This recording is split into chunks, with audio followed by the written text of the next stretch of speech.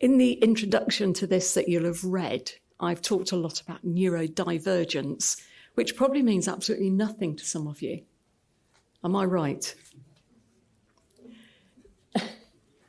Now, part of that is autism, and I think that is what most people want me to talk about, but it's much wider than that. Now, autistic people and those with ADHD, which is also part of neurodivergence, are doctors, teachers, lawyers, nurses, business owners, shopkeepers, and much more. Some are even pastors. Many are children's workers and do all sorts of work within the church. You'll also find quite a few autistic people and those with ADHD are attending this conference. That shocks a lot of people, and I have no idea why. Now, remember, if you have met one autistic or neurodivergent person, you have met one neurodivergent person, because everybody is completely different. I'm going to explain that in a little while, that it's not linear, it's circular when you're thinking about autism. Now, let me give you a short lesson in the terminology. Neurodiverse is everyone, so all of you are neurodiverse. Neurotypical are those who are not autistic, have ADHD, or any of the other things that fit within neurodivergence. It's often called normal. Neurodivergent means autism, ADHD, sensory processing disorder, dyspraxia, which has now changed its name and it's too long, so I refuse to use it. I'm carrying on using dyspraxia. Situational mutism, pathological demand avoidance, and I could go on and on and on. There are so many different things that fit into that category. But they are people whose brains work differently and often see the things that we miss, so they can bring so much to what we do in our churches, but are often not asked to bring that wisdom into our churches. Many are great thinkers, designers, inventors.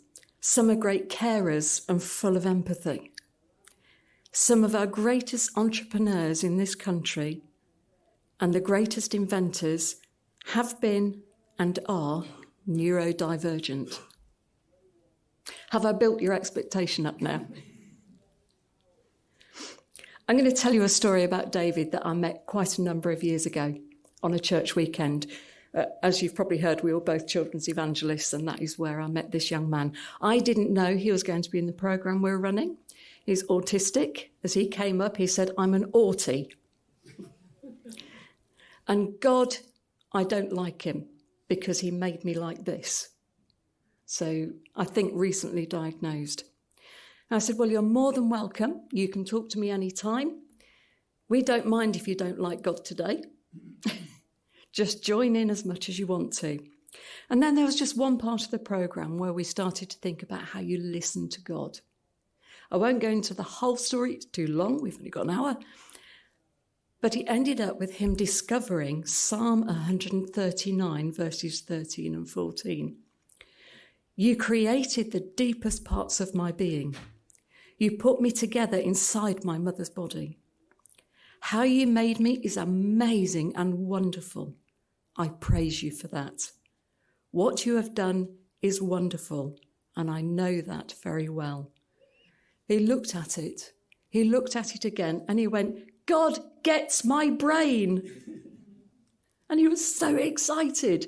In fact, at the end of the programme, when his parents came in to collect him, he almost bowled them over, running at them, shouting, "God gets my brain. He made it. He understands it." And there began his journey as an autistic, wonderful Christian young man. Now, I'm often asked if those that I work with can be Christians. I always know when the question is coming because they come up to me looking furtively around, sort of just to make sure nobody is actually listening to the question. Can those people you work with actually become Christians? Can they understand enough? Well, what sort of a question is that? Oh, Steve sometimes has to hold me back and remind me to be gracious and kind. I also get asked, if they can't vocalise what they believe, how do we know they believe? As if that's a trick question. My answers? This is a practiced response. For those with additional needs and disabilities, their faith is no less faithful, and their God is no less powerful. The work of Jesus on the cross is no less redemptive, and their Holy Spirit is not smaller. His work is just the same as for the rest of us. They're still made in God's image, and the ground in front of the cross has level access. And that's something I'm profoundly grateful for as a wheelchair user. How do we know if they can't put it into words? We don't need to know. And isn't it great to know that it's all of God's grace and not what we can speak? There will be times that you can see it, although sometimes fleetingly and easily missed. And there'll be other times where it's as clear as day. But between each member of the Trinity, they've got it covered.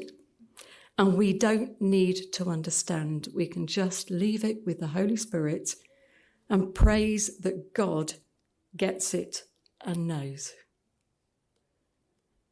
And for some of us who are activists, isn't it really hard to take our hands off and just let the Holy Spirit do what he does? I know I find it hard. In that vein, I'm going to just tell you about Isaac. Isaac is a twin. He has autism and learning disabilities. He doesn't speak. Let's just say his disabilities are profound and deep. But Isaac gets it. His mum was really upset one day. And his thing is YouTube. And he found a song on YouTube that he liked when he managed to get to church. And he kept going through it and playing bits. And then when he was satisfied, he took it up to his mum and just kept on playing that part of the song. And it took her a while to actually catch on what he was doing. And it was the line of a song that at that moment in time she needed to hear.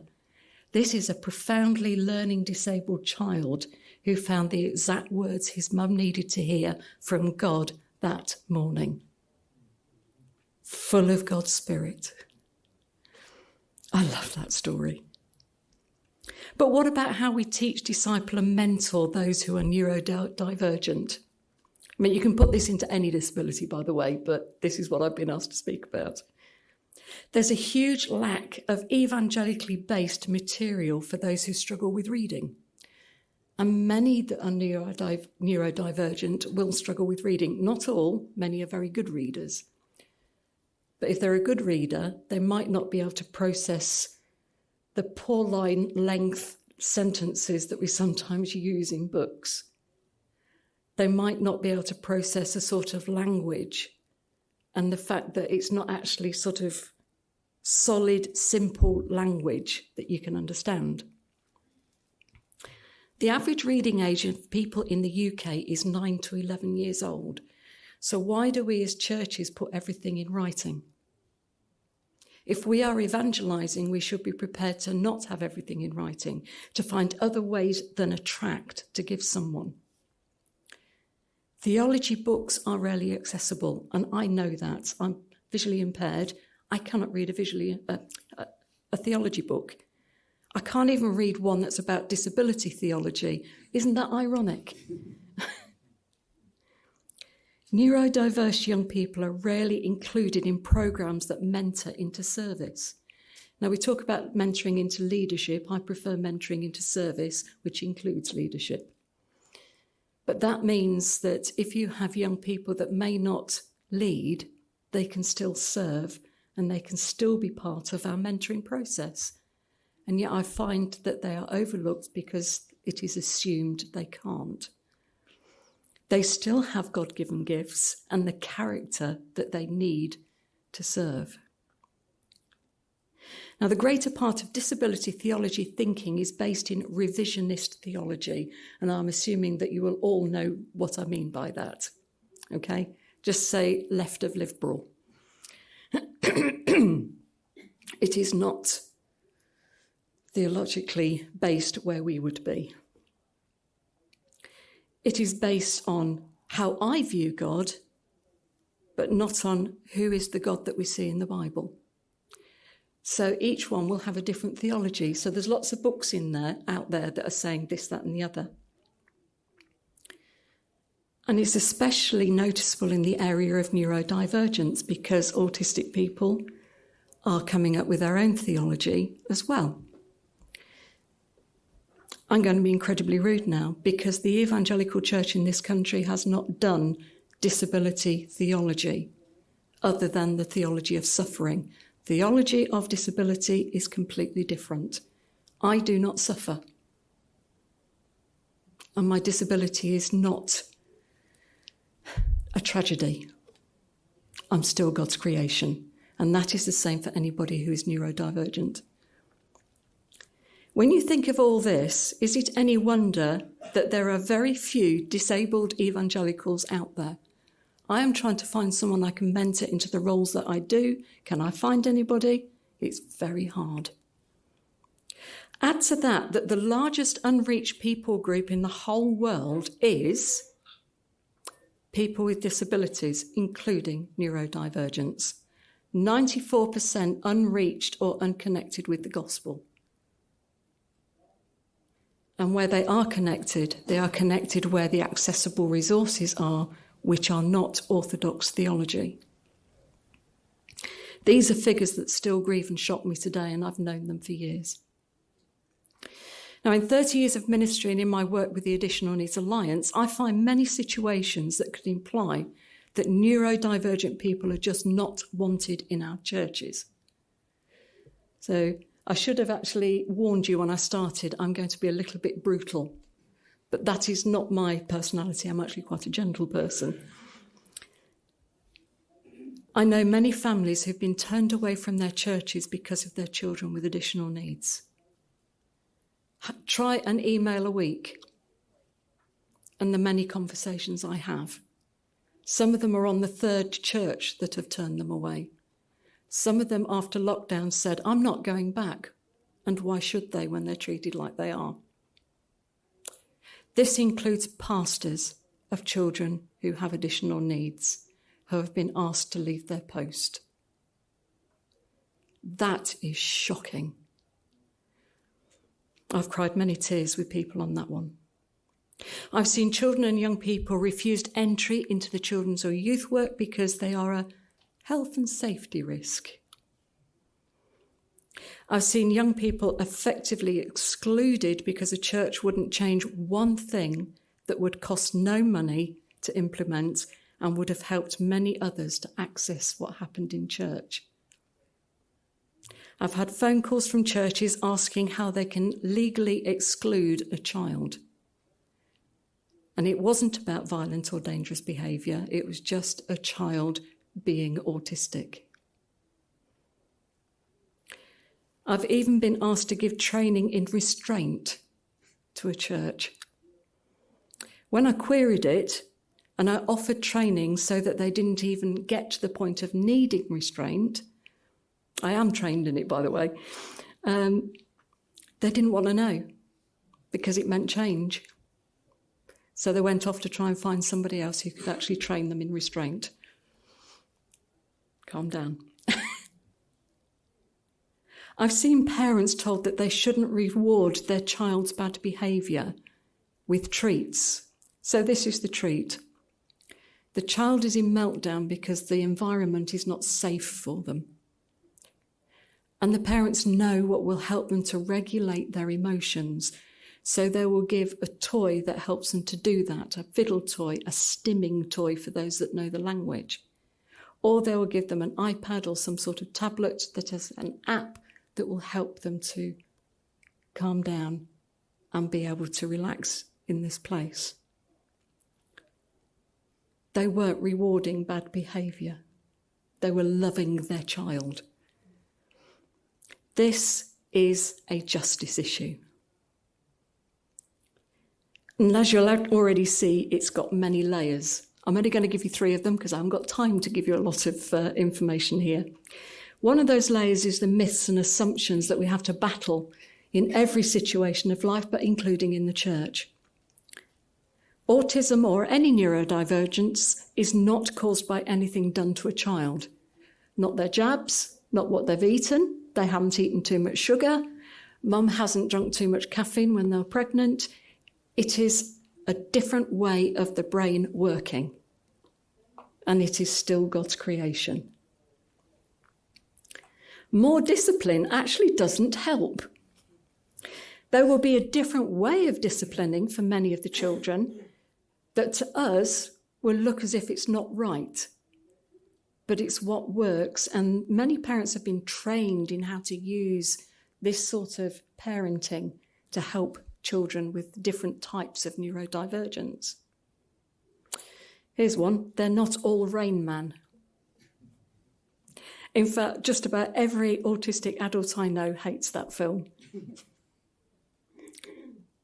Neurodivergence isn't a learning disability. It might affect the way people learn, but it's not a learning disability. But there may be an associated learning disability that goes with it. Remember, lots of autistic people are in jobs like being a doctor, a lawyer, or anything. And it doesn't affect people in a linear way, so you're not badly autistic or mildly autistic. Think of it like a colour circle. So some will struggle with communication, others won't. Some will struggle with loud noise, others won't. Some will stim a lot, others won't. So it's all sort of all over the place, which is why I said when you know one person who's neurodivergent, you know just one person. It's all different. Lots of people think that autistic people lack empathy, and that is completely false. It might appear like that sometimes, but there is this issue of empathy hurts, and they are so empathetic. They take so much of this on board, it physically hurts. So all they can do is shut down and look as if they don't care, whereas they're caring very much. And actually, many have learned how to take that painful empathy and put it into prayer. I'm very prayerful. And as I've already said, it's not a tragedy. It can be a struggle because this world is not set up for neurodivergence, but it's not a tragedy. Many see their autism as a gift. Many see their ADHD as a gift. Here's the next layer. It is fear. I'm going to be brutal again. Sorry. Fear of the unknown because we don't understand. So we back away. People do that with me in my wheelchair. Nobody's done it for this conference, which is brilliant. Thank you. But also, if it's outside of our own experience, it can make us fearful. I get that. I really do. We're fearful of needing to change how we do things in our fellowships. Ooh, we've got to change things. Why should we change it for the one? Well, if you change it for the one, you've just helped an awful lot of other people at the same time. And for some, the fear of changing our opinions about autism. Layer 3, the spiritual. Did you know some people have written books about why they think autism is ungodly? And it's full of all sorts of ways to deal with it in casting out autism from a child when autism is who the child is. Well, they're more than that, but you know what I mean.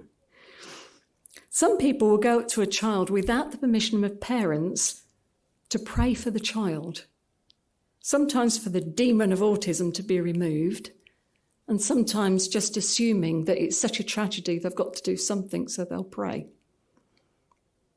Some people tell families that a generational curse has given their child autism. That's rubbish. Some have said it's caused by a family member a couple of generations back who was a Mason. I've had that one a couple of times. Where do people get this stuff? Others blame many non-spiritual things like, feed them some kale, that'll sort them out. I get that one. Eat kale, love it, still disabled. Now, as I've said, much theology in this area is poor, and there is little understanding around the wider themes of disability theology, especially within an orthodox view of Scripture. And by the way, there are many more resources to build faith for any age of a child with any form of disability. I've been told there's no demand for it. I bet every one of you in this room has got people with autism in their churches. Is there no demand? There's great demand, especially for discipleship for teenagers. There's very little available. Now, a lot of the advice I'm now going to give you some practical things, okay? It's good advice for any additional need or disability. And you'll find that a lot of the descriptors for neurodivergence are very similar for those who have anxiety, PTSD, or faced early childhood trauma. So this is going to help a lot of the people who are struggling with mental health issues within your church. Okay? You know that stand if you're able stuff? It's not just about people like me in a wheelchair. This is about every disability and will include autism. If you've got lights that are too bright or flickering, constant noise, you've got the person that's speaking too loudly and the person next to you that's singing out of key, and that really bothers you, standing up is one thing that is just a step too far. So it's not just about people like me, it's about everybody. And it's the same if you suffer from extreme anxiety. Standing up for worship is it's not saying that you're not going to worship God. You just need to do it sitting down.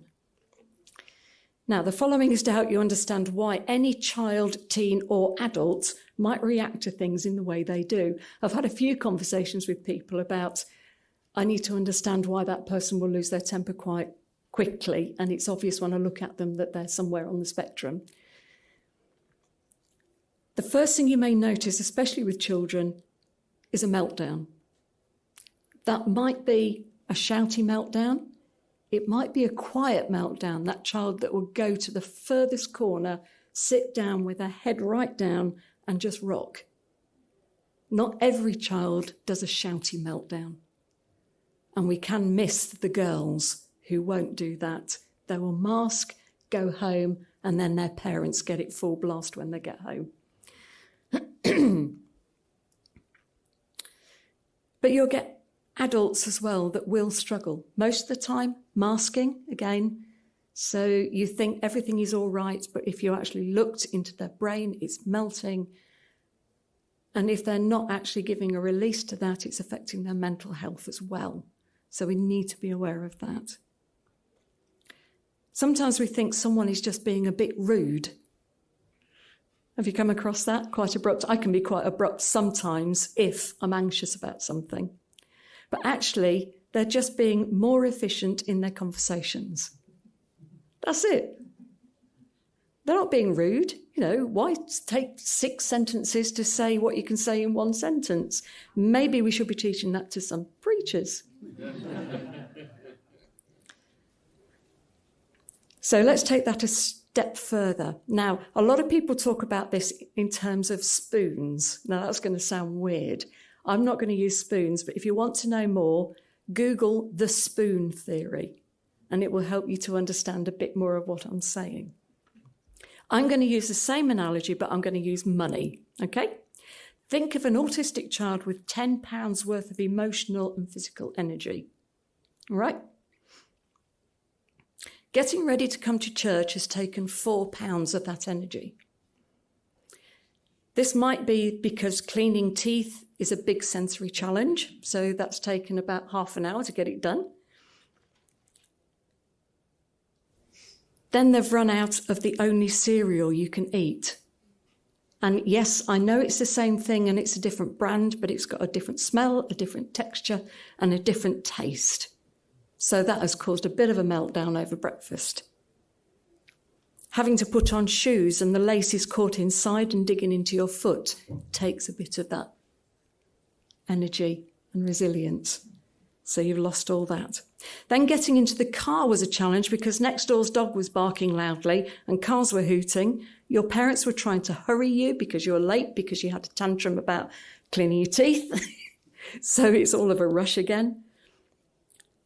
But you're still feeling the anxiety of, I'm going to church, I don't want to go to church, I don't like church, this happens at church. And then an argument starts with a sibling in the back of the car, another car backfires, and you have just taken another £2 worth of that energy. We're running out fast, aren't we? Getting into church uses another £2 because anxiety is now going through the roof because someone might want to shake your hand. Mrs. Jones always stares into your eyes. Why do people do that? And when she talks to you, she ruffles your hair. Don't touch me. And then you might get told off for sitting in the wrong place. Once you're in, the music group has overrun their practice time and the drums are so loud, but that means people are having to raise their voices to be heard over the band still rehearsing, so it's getting louder and louder and louder. Somebody else has just ruffled your hair. Your brain feels as if it's melting. You need space. You need something that's going to restore your ability to regulate your emotions because you now have absolutely nothing left out of that £10 worth. Does that explain why children sometimes melt down just as the service is starting? And it happens to adults too, but you might miss it. Or it might be why you've just had that somewhat abrupt and rude conversation, because they've gone through the same. I can't have my chair. I always sit there. And then there's a bit of a rumpus because that adult can't sit there. But they've chosen that chair because there's a dead spot in the noise. It means that the cars that are going past with the sun catching them and flickering across you can't get you just there. So what's going to happen when you can't have that seat? This is what the problem is. And the reason that I'm here this morning is to help you to understand why you might be getting those reactions. But it's one of the reasons I'm here. It's not naughtiness. It's self-preservation. An iPad isn't a reward. It's a tool. Right, I'm going to scoop down just to save some time. Now, each person will deal with all of this in very, very different ways. But it can explain that over-the-top reaction to something that is just so simple that we'd go, why? There is a reason why, and it's worth asking. If it's a child, ask the parents, what's the trigger? What can I do to make that stop? Is there something we can do?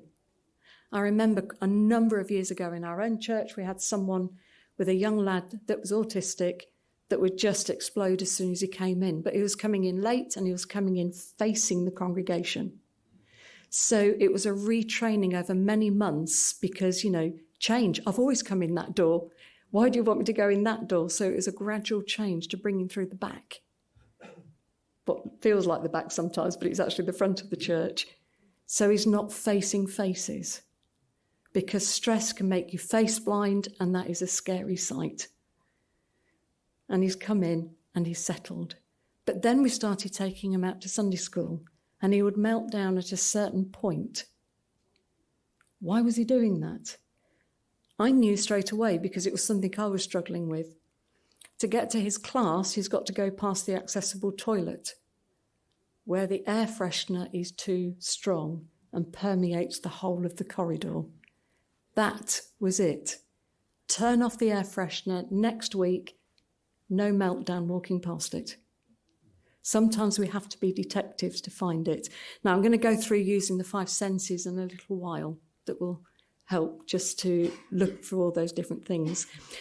Now, talking about the pounds worth of energy, you can actually use the pop bottle to explain it in a different way. Just imagine you're going to work, you're catching the train, it's really noisy, there's been no seats, you're squashed up against people when you don't like people talking to you. If you've got that pop bottle shaking because people are touching me, I don't like smells, I've got to get to work, it's getting shaken quite vigorously. You've got to work. People don't understand something. You've had to swap computers because something's gone wrong with yours, that shakes it a little bit more. And so on and so on. I could take ages explaining this. But by the time you get home, they've taken the top off the bottle. What happens if you've shaken the bottle? It just explodes, doesn't it? Now, sometimes that explosion doesn't help until you feel as if you're in a safe environment. And if that person lives alone or even with somebody else, it might be arriving at your midweek Bible study in a place where they feel safe that they're going to explode. So be aware of that as well, because the pop bottle's just been shaken too much and they trust you.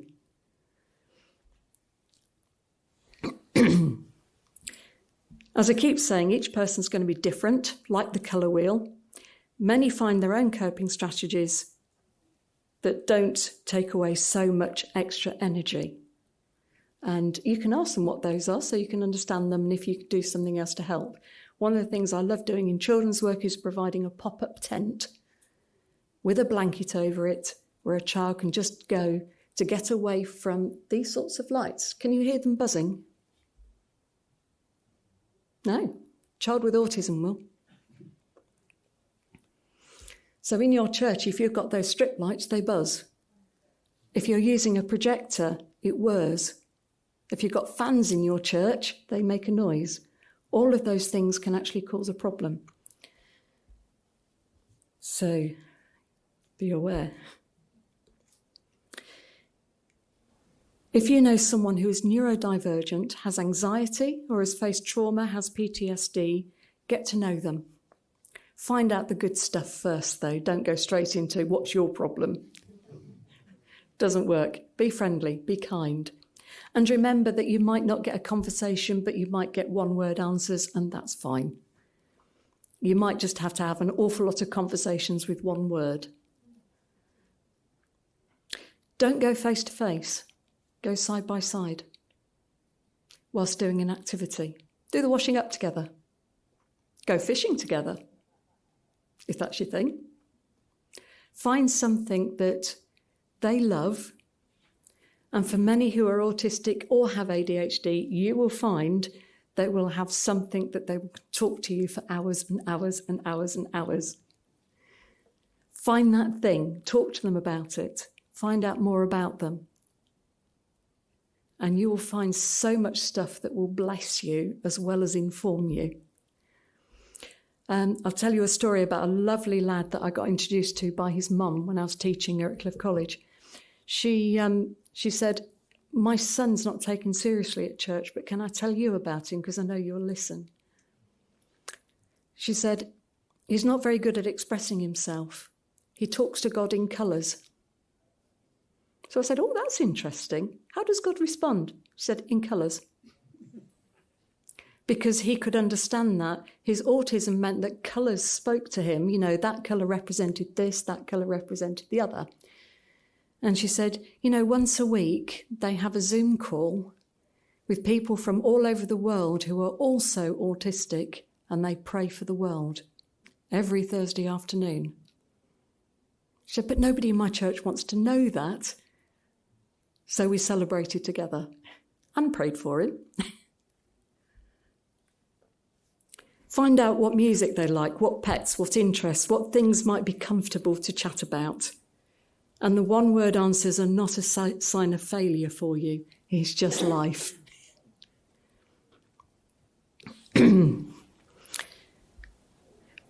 Right, think about the five senses, but also ask things like, ask hypothetically, because you're not going to actually do this without their permission, if I could tell the church something on your behalf or your child's behalf, what would it be?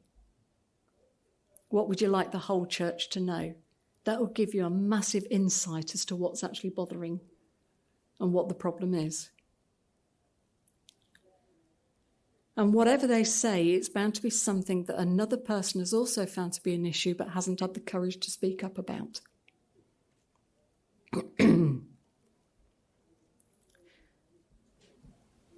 Okay, let's look through the 5 senses. This is very, very basic. I'm not giving you this is how you deal with someone who's not neurodivergent. I'm not going to do that. But this will help. But it won't just help those who are neurodivergent. It will help a lot of people in your church, including people who are older, many that will have learning disabilities, many that will have physical disabilities. It will help so many. Think hearing. Who likes really loud noises in here? You don't like a loud band that's, the drums going. You are my people. I don't either. But loud noise is a problem. But everybody talking at once in an enclosed space is really, really loud to someone who is neurodivergent. Repeating noises doesn't have to be loud, but are you that sort of person that, I can't do it on here because you can't hear it, but clicks your fingers? That can be really annoying to somebody. It's a repetitive sound. The heating clicking, the buzz of the lights that I've already mentioned. Then there's sudden noise. The pitch, musical, vocal, microphone squeaking. Unexplained noise. Sometimes I spend most of my time with autistic children having to explain what that noise was. Then there's seeing, bright light. Very bright in here, isn't it? And yet the accessible loos have barely got any light at all. Flickering light. You can't see those flickering, but they are.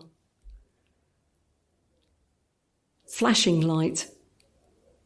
That could be reflected light. As I've mentioned in an example earlier, the sun reflecting on cars that are driving past the church and it comes flickering into the church. That can be really annoying to people as well. As I said, you might find that annoying and you're not even neurodivergent. Unexplained light, strobing light. And then the stress face blindness that I mentioned earlier. That is when there are so many people, you walk into a room, you cannot see faces. You can't distinguish. Because somewhere in your brain has to shut down, and it's that facial recognition that often shuts down. Kaleidoscope vision. Somebody that I know that's autistic drew a picture of this so I could try and understand it more. You look at something, so I see lots of nice colour there and I've got the white background and everything. What they will see is a mask over the top. So it could be pink and orange all going round, but it's that mask on top of everything. But it could be any colour. So everything looks different. So if you talk in terms of, okay, go into the blue corner or just read the red writing on the screen. By the way, if you've got anybody in the church that's dyslexic, has a visual impairment, don't use red at all. Just avoid it. Background and text, don't use it. And then pictures and movement on the screens. Do you have words with something that moves behind or a picture behind where some of the text disappears? It's even worse if you're neurodivergent. And eye contact. One of the young men I was talking to who was autistic said, I cannot understand this preoccupation with staring at people's eyeballs. They can train themselves to do it, but actually for many children and adults, it hurts physically to look into your eyeballs. So be aware of that. Now, smell, I talked about air fresheners with the young man that we had in our church, but there's also those that wear strong perfumes.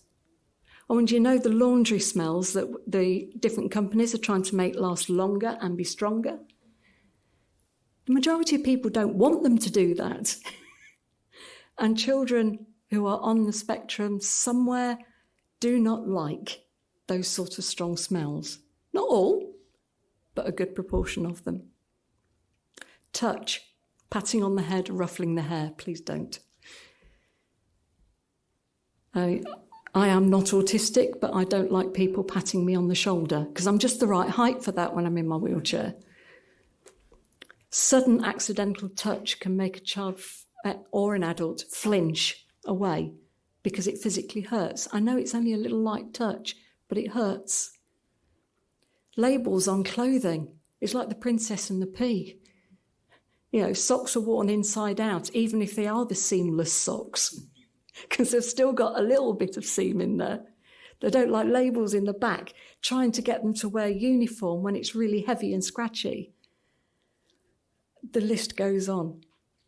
And seating. Did you know that seating can be a source of irritation? I remember the church I went to as a child, they had the canvas seats. Metal tubing and canvas there. And nobody could understand why I kept fidgeting. It's because the end of the canvas kept cutting into my legs. And every time I asked if I could wear trousers on a Sunday, I wasn't allowed to. You wear a skirt on a Sunday. So I never listened to anything in Sunday school because I was fidgeting. Taste. Did you know that smells taste? And especially if you're neurodivergent. So if you're having a church meal, any church that does that on a Sunday, and the smells are coming through, you'll find that some people are going, especially if they're cooking cabbage or Brussels or something like that. I'm not going to go into the whole eating difficulties of many that are neurodivergent, but remember this, that it's not fussy eating, it's about texture, it is about taste. And if a child picks up a biscuit and eats it and then spits it out, especially if they are neurodivergent, it is something about the texture, the taste, or they're expecting it to taste differently. It's the reaction, and it's the quickest way of getting rid of it. Right. I am going to end with a story and then open to questions. Okay? If you do ask any questions and you have a specific child in mind, can I ask you to catch me later? Because this is recorded. All right, and you never know who's going to hear it. So this is a child where a parent came up to me and she was upset because her child had suddenly said, I hate God. And she thought they loved God. I hate God. I said, well, it's quite normal for most children to do that if something's going wrong. Who's the easiest person to blame? Because they don't think he's going to answer. He does. So I had a chat with him. I said, oh, you hate God today then? Why is that? And he said, and then just sat there fiddling for a while. And he said, I don't like God today. Actually, there's quite a few days I don't like God. Why is that? I have my inside world. Now, I need to explain that a lot of children who are neurodivergent will have their imaginary world. It is where they process. It is where they think things through. What they've learnt, what they've seen, it's their processing place. One of my goddaughters does the same. She has unicorn land, and she'll talk to various unicorns or fairies or princesses, and they will help her sort things out. And this will be the difference between the two of them. He said, God keeps saying, let me into your inside world, and I don't want him in there. And then he sat for a bit longer and he said, I suppose I should let him into my inside world. Yes, you should. Okay. And then we prayed together. Dear God, welcome into his inside world. I'm not giving his name because we're being recorded. Please help him to process along with the other characters that are in his inside world. And that was it. That's why he hated God, because God was nagging him. My goddaughter allows God in. Jesus is always in there next to the unicorn or talking to the princess or something.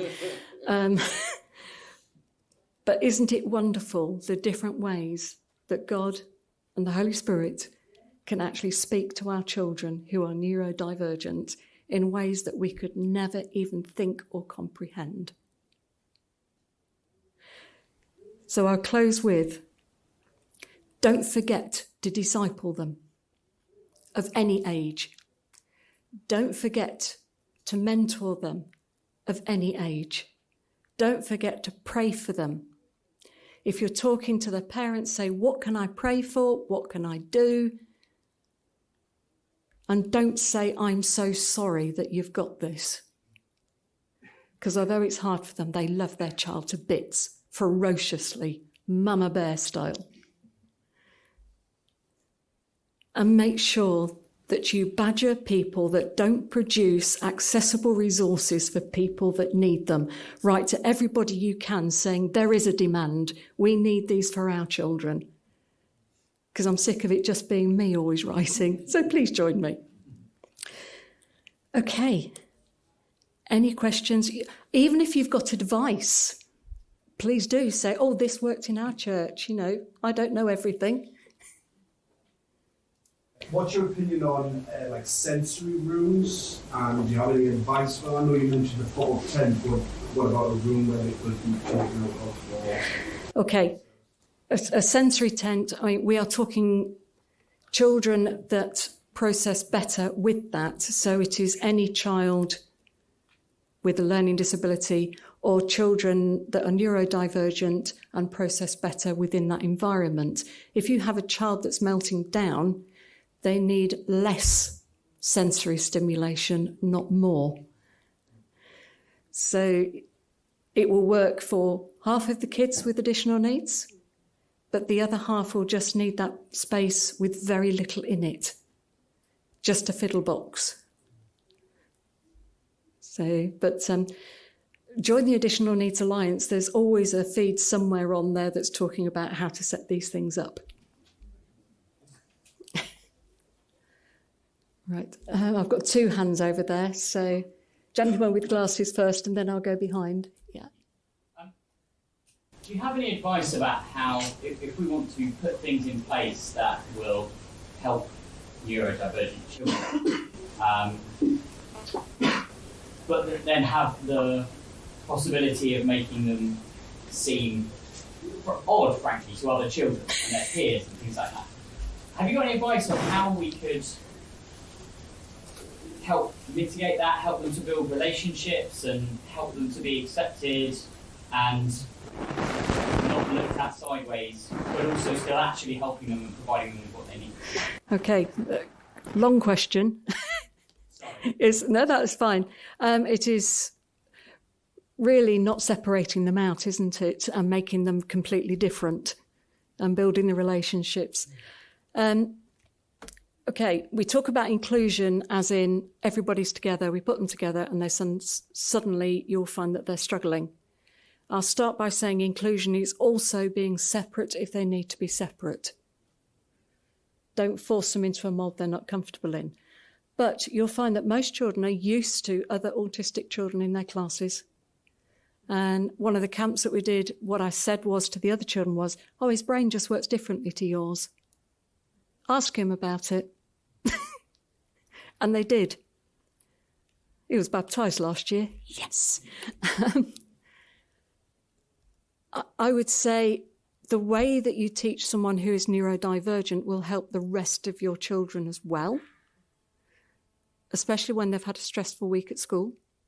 So try putting some of those in place for all of the children so they're not quite so separated out. There is time for keeping them together for certain activities, buddy them up. There is time for separating them out for teaching that is more understandable. So I think if you are helping the others to be more accepting and praying about it, encouraging them to pray about it with permission, or that sort of thing, you will find that all the other children will be accepting of it. But just making that point that having a brain that works differently doesn't make you odd. People sometimes ask me the same question when it comes to behaviour. I'm letting them get away with it, but they're not. But this is what is happening in schools. And just saying, he just needs us to help him differently, whereas you don't. But we're loving you just as much. But wouldn't it be great if you helped us by setting the example so they can actually see it demonstrated? Because a lot of autistic children need the demonstration of how to do stuff. So, but I can talk more on that or put you in touch with other people that would be very helpful. A two-part question, I guess, with the preface. I was intrigued by your early comment that there's sort of a lack of evangelical writing in this area. So there's plenty of people writing about theology and disability. To the left, I think of people like Jean Vanier. In the UK, I think of people more neo-orthodox, maybe John Swinton, Brian Brock. John Swinton, brilliant. Yeah. So one, why is there a lack in evangelical circles? And two, I think the first question is more important, but two, is the lack sort of a systematic theology of theology and disability, or sort of just practical theology here is how we as Christians should approach this subject? It's a bit of both. There are theologians around. John Swinton is brilliant, absolutely brilliant. Jean Vanier, because of issues, I wouldn't use his stuff now. I'm assuming you're aware. Yeah. And there are other things. It's just that the majority in accessible formats is not good. But the theology is, well, let's think of children. Yeah, we talk about sin and we teach sin. Now, having been a children's worker, I have been accused of abusing children through my faith using penal substitution. Because we talk about sin in the context of, well, let me put it a different way. What we're normally talking about is deliberately going against God. We are talking about deliberate behaviour in a child's language, doing things that God makes God sad. That's just one way of describing it for younger children. But what we miss off is the deliberately. So children that are autistic or in neurodivergent are often known as naughty children, and they've been told they're naughty. So as soon as we start talking about sin, they think they are unlovable. So that is one area of theology we need to be looking at in the context of neurodivergence, and actually saying we need to be clear that this is deliberate. God understands their brain. God understands why they're melting down. He doesn't hate them because of that. So we need to be careful with the teaching. I know what I go through as a disabled person, getting accosted in London with people saying if I got out my wheelchair, I would be more lovable. You know, you need to be healed. Jesus can get you out the wheelchair. Now, kids that are neurodivergent get that all the time as well, but they can't process it. How do we give them the theology to cope with that? That actually, you know, has God caused it, or is it God's will, or has God created them like that? Where do you go? We've probably got 6 different opinions on that in this room. You know, where does the sovereignty of God lie when it comes to disability? So we need some theology there, and it could go on and on and on and on. Does that help where I'm going with where we've got the theology? So we can talk about basic theology of disability, but it's how does it impact us on the ground with the children we have? And the adults. 2 kind of related questions, really.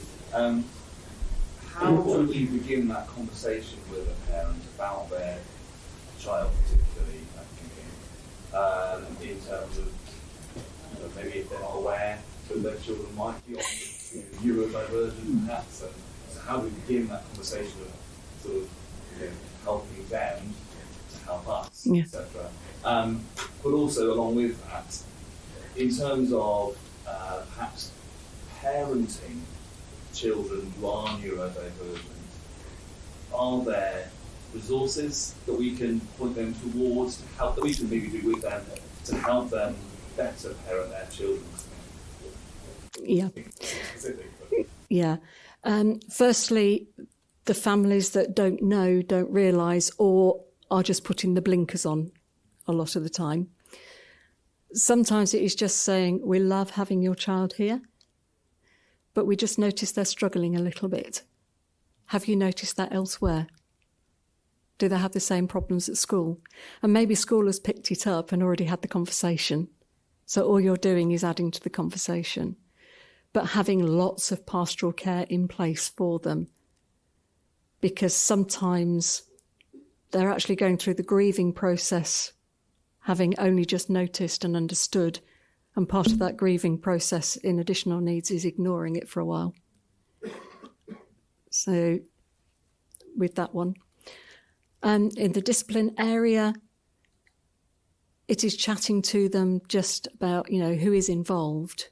Social workers will sometimes be very helpful people in that. Other times it's really good for children's workers to sort of cotton on to good people that will give advice, especially if you've got a good family worker that can get alongside. Now, if you join a group like the Additional Needs Alliance, it's on Facebook, but it's a private group. We have parents in there that are along this same journey, and they can give the advice. They can give it straight to the parents, or they can talk directly to the children's leaders or your family worker or anybody like that. There are various routes like that. I mean, we could talk at another time just to write a few things down that could actually help. Care for the Family are very good. They have a whole section on parenting a child with additional needs and a buddying system as well. So do be in touch with them. They're brilliant.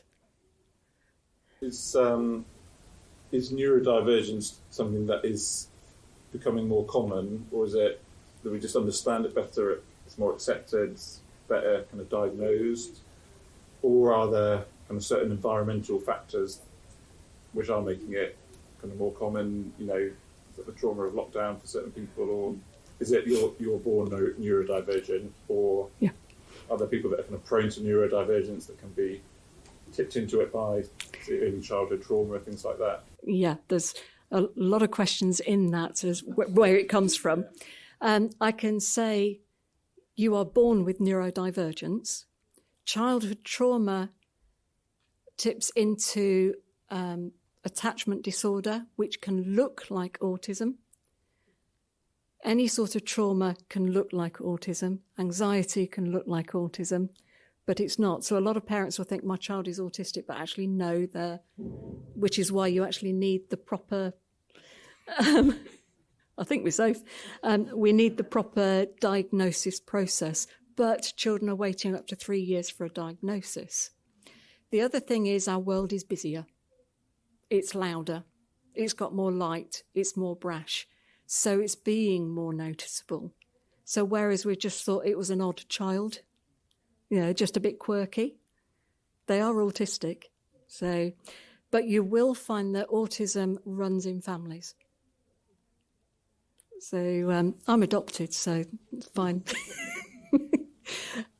But a lot of people now are being diagnosed as adults because their child has been diagnosed, and all of a sudden everything has dropped into place. And then when they sort of talk about it, actually this is something that is really important that I've missed out, that I'm finding a lot of parents that have just been diagnosed with autism because of their child being diagnosed, that the church is not actually being that sympathetic towards them. And no, you seem quite normal. You can't be autistic. No, they've been masking. So it's yes to all the questions. Oh, where to go? How are we doing on time? I am around all of the conference, so you can grab hold of me at some point. You've had your hand up quite a while. What do you do about a family that's got 3 children that have autism, and they're struggling, and so children can't attend church, they're having to come, they're coming themselves, coming to one session, and it's painful to see, and I feel hopeless, because I don't feel equipped to help them. And I just think whether there's any signposts in that situation. Yeah, so a family with 3 children that are autistic can't get to church. What do we do? Do you have online church? Yeah, so that is one thing for the parents. Are the children known in the church? Actually starting a relationship with those children, sort of turn up for a cup of coffee with the children there so the children start to know them and trust them, and working with the parents for that to happen, so that at least someone can go and babysit the children so the parents can go to church together and on their own, because that's really important, because that builds up their spiritual integrity to be able to support their children. It's a vicious cycle sometimes. If you are doing things with the children in church, depending on where the kids are at, on how they're learning themselves, finding ways to make them accessible and dropping those activities off. Or giving a suggestion, oh, we just found this story of Jonah online. It's absolutely brilliant. Have a look at this on YouTube. So it's just for their kids. Finding ways of encouraging home devotions that are accessible. And that doesn't mean the children are always doing them. It also means the children watching so that they can learn and see the example. But I can talk more about that if you want to catch me around. Is there anything specific you could say about ADHD and how we make church and children's church accessible for children with that condition? Yeah, children with ADHD, how to make it more accessible. Use them in helping. I know they're probably not for a 4-year-old, but as they're getting older, you'll actually find that they are the most kind, caring, empathetic people you will meet. So if I'm running a camp, it's the kids with ADHD I'm asking to buddy the other kids. And they're great at it. Give them a responsibility of any sort. Sometimes it's us having to be brave and allowing them to spin on the spot because they're actually listening to you spinning on the spot. Have a box of fiddle toys, quiet ones, so that the kids can fiddle them. You will find that if you have things like the bendy yellow stretchy men, the ones that you can just do that with, they will get flicked around the room, and that's fine. If you want them to put them down, they won't, so get them to warm them up and flick them. If you've got polystyrene tiles, they will stick and stay up there. And you can use that idea as a prayer activity as well. The best fiddle toy I've found is a zip. And you can use that as a teaching aid as well, especially with the gospel. So just buy a pile of zips and just, but make sure it's a ring zip, not a little tab, because they're easier to handle. Kids want them then, don't they? Yeah, give them all. That's it. So they've all got a fiddle toy, but they will listen to you. If they're sitting there staring at you, they're not listening, they're daydreaming. It's the fiddling kids that are listening. You were talking about the £10 going down. Yeah. And one of the things I noticed as you were talking about is that the £10 goes down sometimes because of the church people. So how do we teach our church people about autism? And that? Do you do it like this? Get somebody in and talk about it? What would you advise? Yeah, it's advising how other church members can actually learn everything that we've learnt this morning. You could have someone come and train. As the Additional Needs Alliance, we've got 3 trainers that travel. I'm one of them. You could just talk to the parents. A great thing to do is to have an advocate in the church, so a champion for additional needs in your church is actually vital. And that champion can speak on their behalf. So with permission, you could actually use a little bit of service to just somebody stand up and speak on their behalf, because it's not fair to ask the parents to do it. And just say, you've probably met so-and-so, and starting with the positive. So I've done this with a child he loves the colour blue, so if he draws you anything, the dog's going to be blue, the sky's going to be blue, the grass is going to be blue. He loves those biscuits with cows on them, malted milk, and he doesn't like squash, he prefers a glass of milk. And he's a lovely boy. His thing he's interested most in is, and then we talked about his thing. Now, he's in the church, and you know what would really help him to feel comfortable in the church? It would be to remember that actually he doesn't like his hair ruffling. So don't actually touch him, just say his name. And if he's able to, he will turn around and chat to you. But stress the able to, because if he's having a bad day, he's not going to turn around and talk. So it's that sort of approach. We go for the positive first, and then we say, this is how we can help. So how that would work if the parents don't want you to do it, I'm not sure. It would be get a trainer in and talk generally about it. Right, I know you have got to go and fight in the queues to get your lunch. So we are around. I'm quite happy to be ambushed. So I'm not going to go into any of the other seminars so that I can be just available for anybody that wants to chat. Okay.